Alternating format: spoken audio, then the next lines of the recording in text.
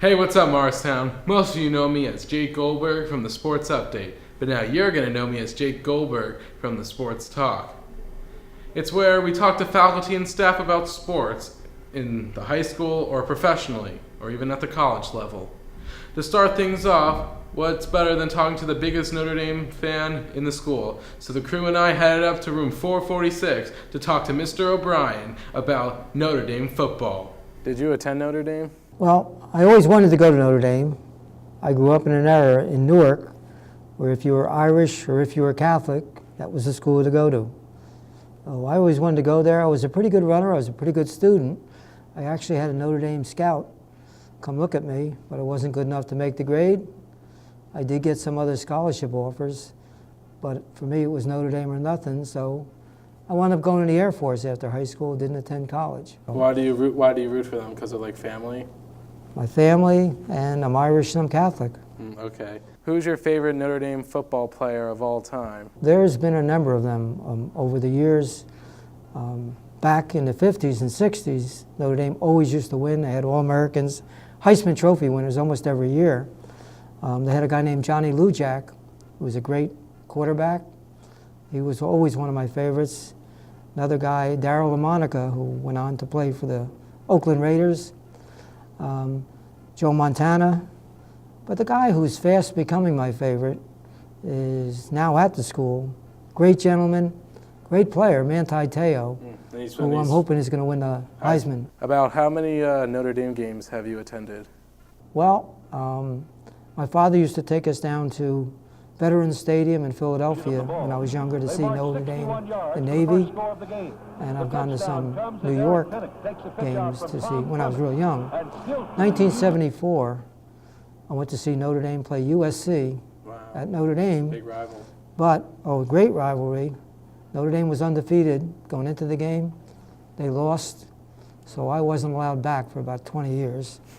And more recently, in the last 7 or 8 years, I go about once a year, including this year when me and all my kids, my brother and all his kids, went to Dublin to see the Notre Dame play Navy. It was a great game, great celebration, great city.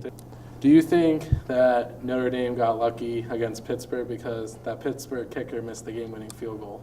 Well, I keep going back to the beginning of the year. Lou Holtz, ex-Notre Dame coach, brought them to number one. This was being discussed with Lou, and they asked Lou, what does a team need to do to be number one? His response was, they have to be lucky. And I will absolutely agree. Notre Dame was lucky against Pitt. They were lucky against Stanford.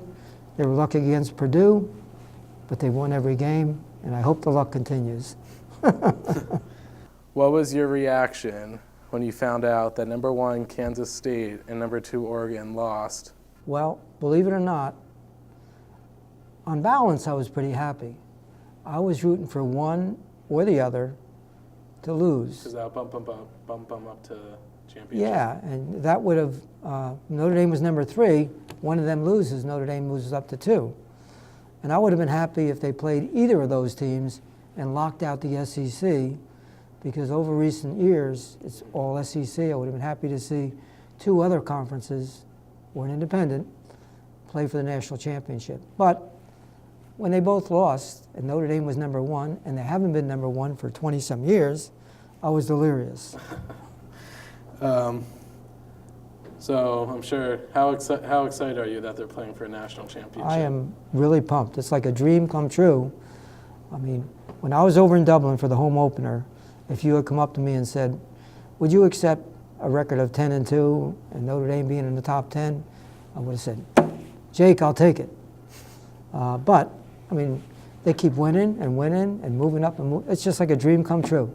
So I'm pumped. If they can just be lucky for one more game, I'll be unbelievably happy. And my final question is, how many articles of